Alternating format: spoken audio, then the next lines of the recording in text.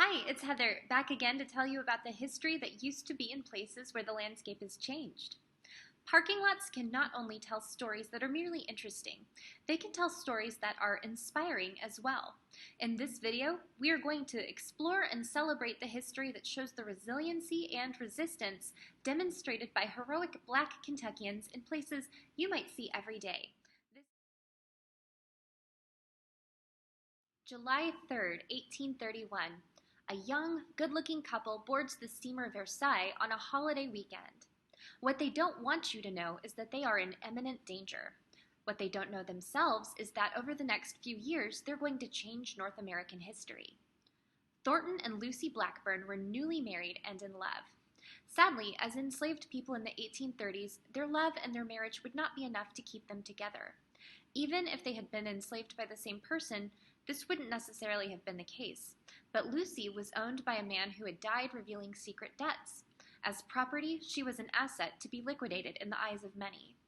But Thornton and Lucie were willing to risk it all to make sure that Lucie was not going to be sold down the river to New Orleans, where a dreadful fate most likely awaited her, and that they could stay together. They succeeded, however, and built a home and life in Detroit. All was going well except for the fact that people were looking for them. One day, a Louisvillian happened to be in Detroit.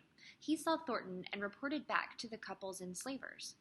A night in jail and a harrowing escape to Canada followed. Ultimately, their right to freedom went all the way to court, where the government of Canada ruled that once a freedom seeker set foot on their soil, they were free forever. That established a legal precedent that made Canada the terminus of the Underground Railroad for many, all thanks to a couple that fled from a place you might see every day. And one of the most fascinating parts of this journey is that it started right at the dock where the Belle of Louisville is right now. So the Belle of Louisville parking lot is, for all intents and purposes, where Thornton and Lucie started their journey to change North American history forever. It's amazing to be able to actually be physically present in a spot where such bravery and history took place. You can see evidence of Thornton and Lucie's life in Toronto, Canada, where they ultimately settled. Thornton founded the first taxi company in Canada, and to this day, the colors of his wagon, yellow and red, adorn some Canadian taxis.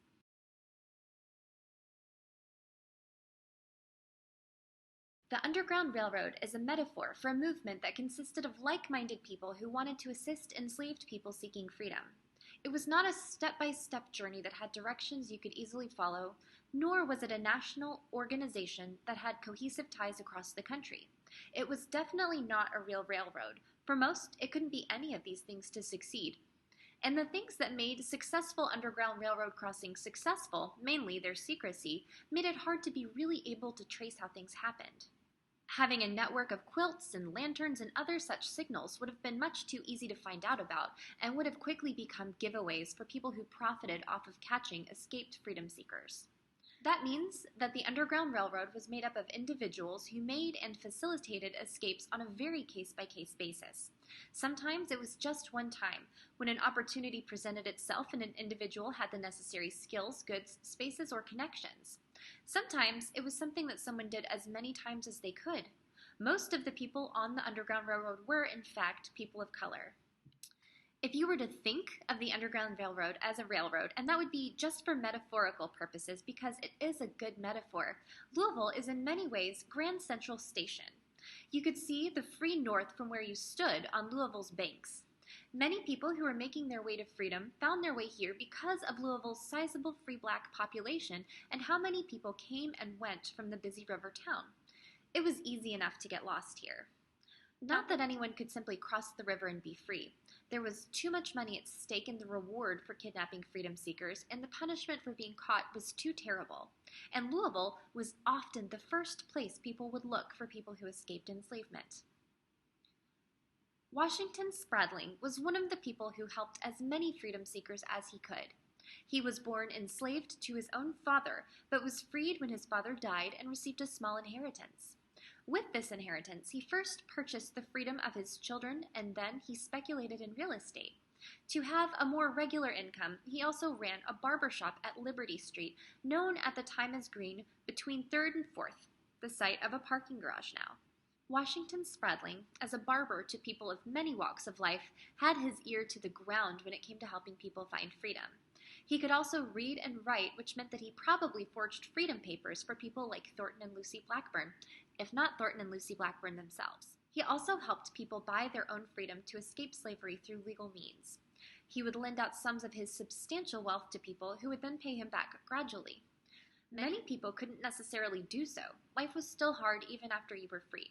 So Spradling in the end gave $3,337.50, the equivalent of around $100,000, to help people be free.